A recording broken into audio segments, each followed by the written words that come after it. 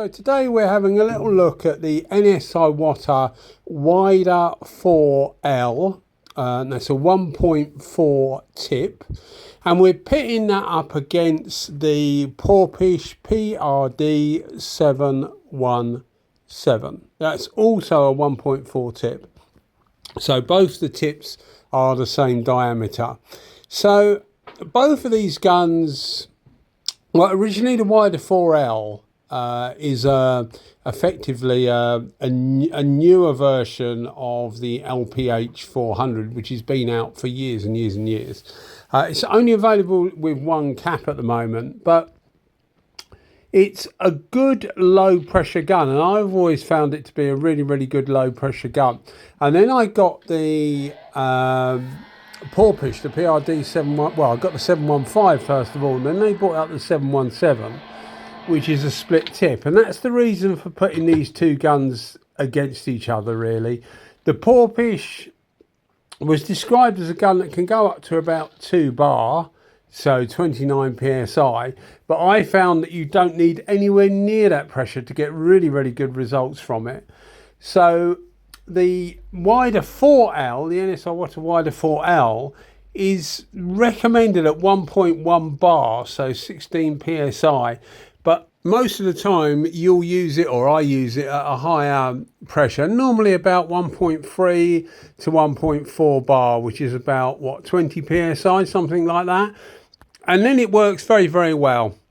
Relatively low overspray. I say relatively overspray, very low overspray really, but compared to sort of like some of the mini guns and that, obviously it produces more than that. But compared to the full size gun like the Techno Pro Lights, the SATAs, all those, much less overspray, which you would expect really, because you're working at a lower pressure, and that often happens when you use a lower pressure. As you would expect, you get lower overspray. Now, with the PRD717, as I say, it was a new gun that I got, and I was, I was open to whatever it would give me, really. And when I first did the pattern test, which I'll put a link in the description if you're interested, when I first did the pattern test, when I had it up to 2 bar, so 29 psi, the fan was just starting to get a little bit top and bottom heavy.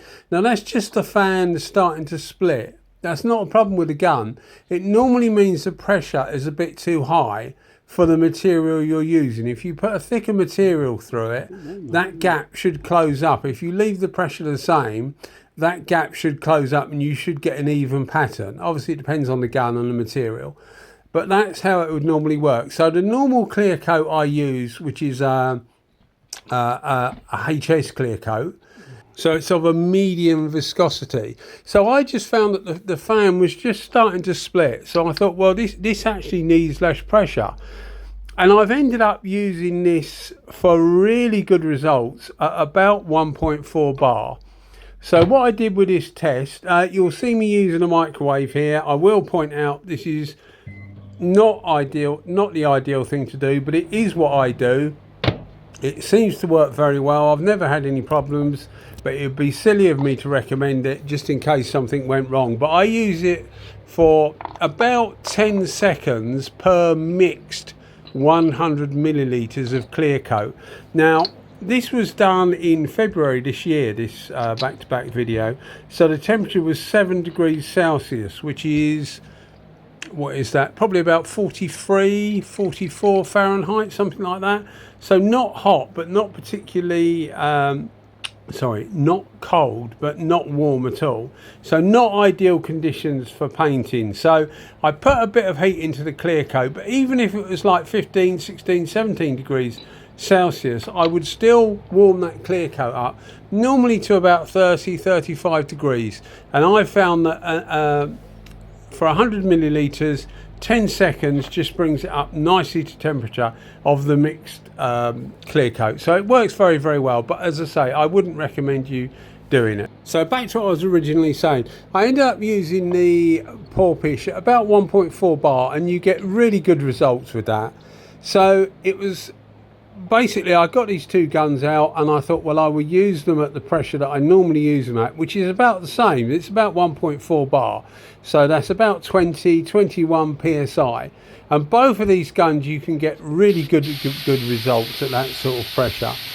For those that are new to the channel, you'll see at the end of the video you'll see a spray out, or you can go to the end now if I'm boring you, but you'll see a spray out of both the panels we got, and you know, hopefully you can try and see a difference. But both of these guns, as I said at the start, produce very good results, so you can get good results with either.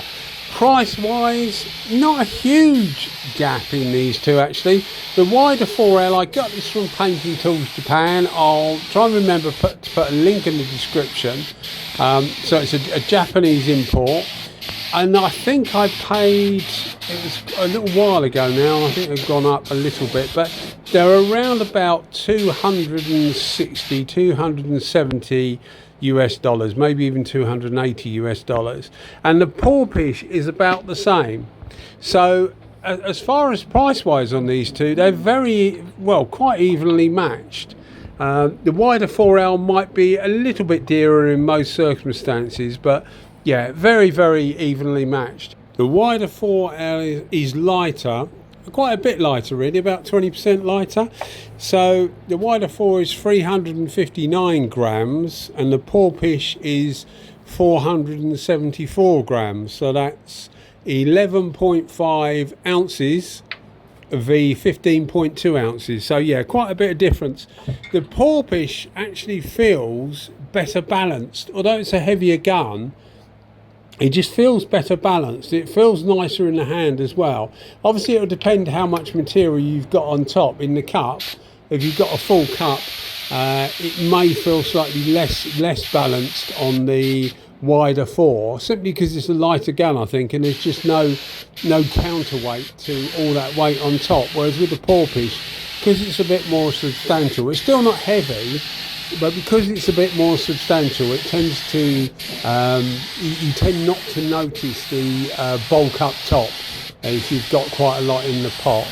So another thing you'll notice that's different with these two is the air consumption. Now the air consumption on the Wider is quoted at less than the Porphis, but when you actually get to using these, because the Porphis is quoted, it's a quote about 15.5 CFM, but that's at 2 bar.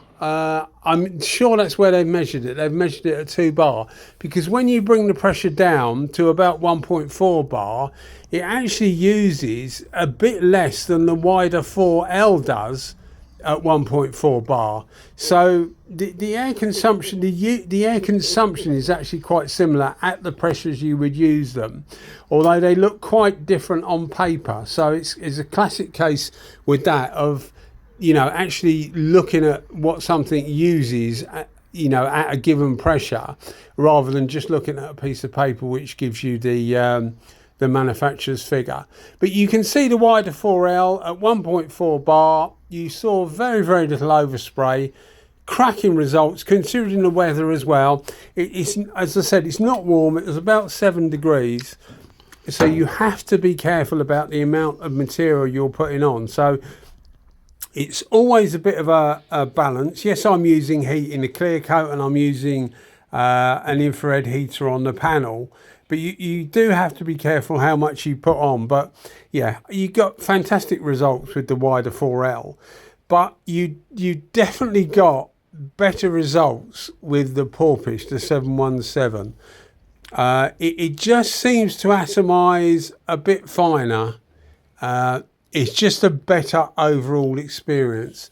As far as longevity goes, I don't know really. I think that the Porphis may well last longer than the Wider4L, and the only reason I say that is I haven't had any problems with my Wider4L, but it shares the same body as the Kiwami 4, which the Kiwami 4 in the WB and the WBX version is still going, but the Kiwami 4 in the BA4J cap, which is the like a browny bronze coloured cap and controls. They've stopped making that at the moment. I don't think they've stopped making it permanently, but they've stopped making it at the moment. I think there's some kind of internal politics at Iwata that's at conflict somewhere, but they've stopped making it at the moment because it was relatively cheap and actually very good for the sort of money you were paying.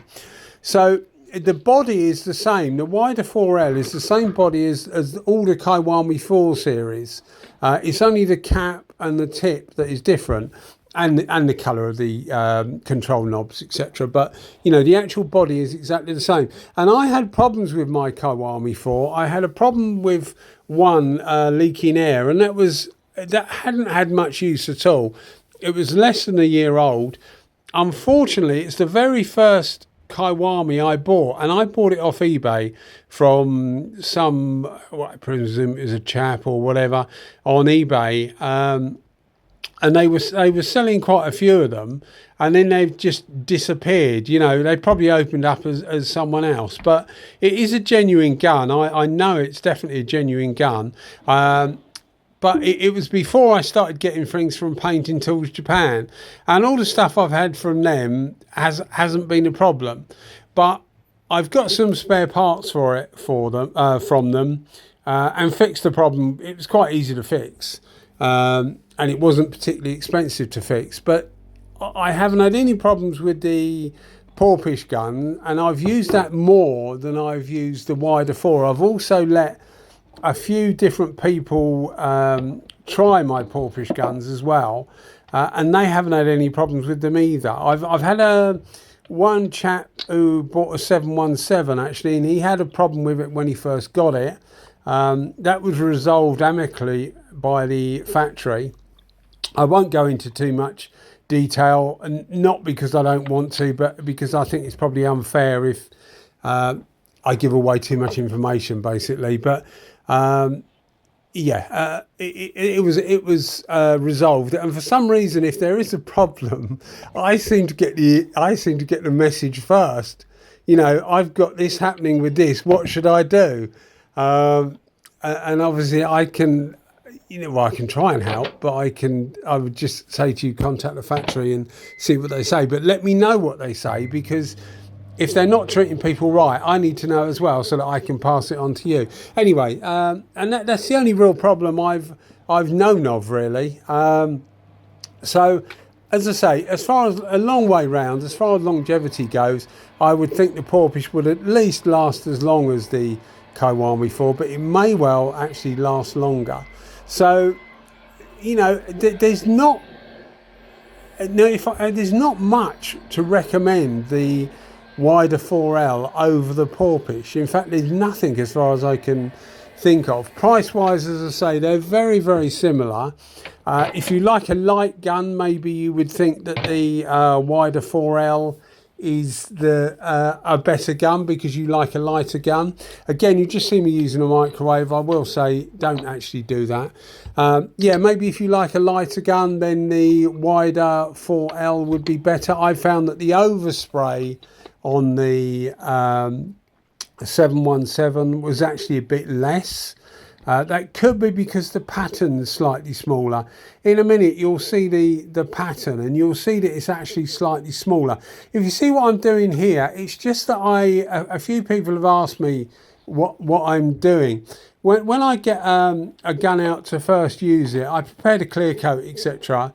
And then just before I use the gun, I will run some 2K thinners, so some virgin thinners through the gun. And it's only because, obviously, when I put it away, I've washed it with a cleaning thinners. Now, the cleaning thinners are actually recycled.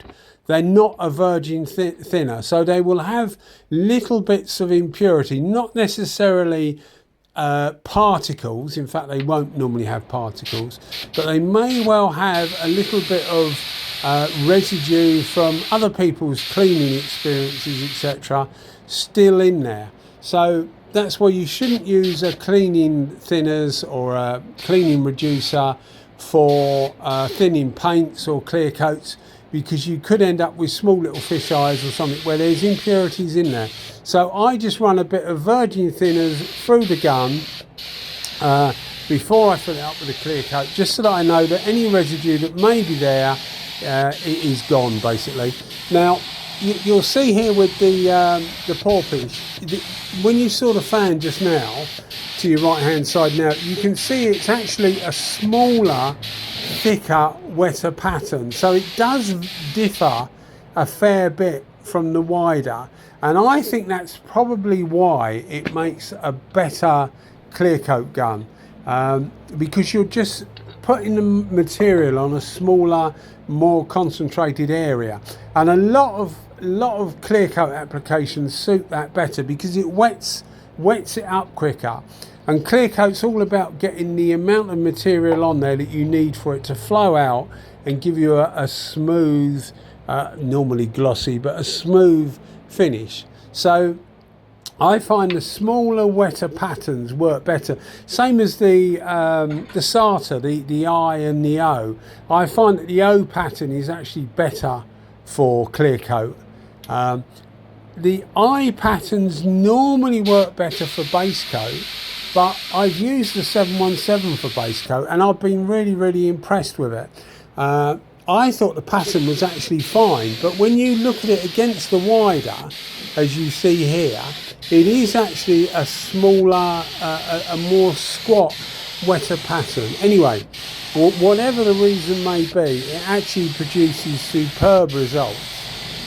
And I think it's better than the wider. I tried to capture towards the end as best I could while still giving you a look at the gloss. But to the naked eye, you definitely see less peel in the 717. I mean, for the money, $250 US, I think these things are. They are absolutely cracking. They really are exceptional guns. I've had a lot of people contact me that have bought them. People, you know, send me messages on Facebook. Normally Instagram is the place I get the most messages saying thank you so much for recommending that gun because they're really good. Quite a few painters are getting them now and using them and are finding the same as me. So it's good that more people are getting them and more people are using them because it gives you more than one view. Because, you know, the more views you get, if everybody's saying it's great, then chances are it probably is. If one person's saying it's great, then you're never sure, are you? But I mean, you see the results here. They speak for themselves. It looks superb, and that's all from 1.4 bar, and that's at 7 degrees Celsius. It's a cold, as you can see. I've still got my cap on afterwards because it is cold. Even though I paint with my sleeves rolled up, I need a spray overall really, but I'm quite tall. I'm 6.5 foot tall, and the arms always seem to come out short. When I put my arm out, the arms always come out, so I've given up. So I roll my sleeves up even though it's cold, because I've found that if you leave your sleeves down, you can get little bits of lint that must come from your sleeves. And lucky enough, I'm not molting much, so none of the hairs seem to come off my arm and get in there. But yeah, hopefully you can see the results anyway. That this one here is the 717, and this is the wider. I mean, both of them give really good results. There's no doubt about that. Good, clean results. I haven't put it down here, but I can't remember if this is the one where it was trying to rain. So if you see little spots on it, it's only because it's trying to drizzle, as we called it in the UK. But I don't think this is the video. I remember I did a few of these at the same time, and trying to get the panel out, you know, while it was remotely dry was proving awkward, which it does in the UK in February.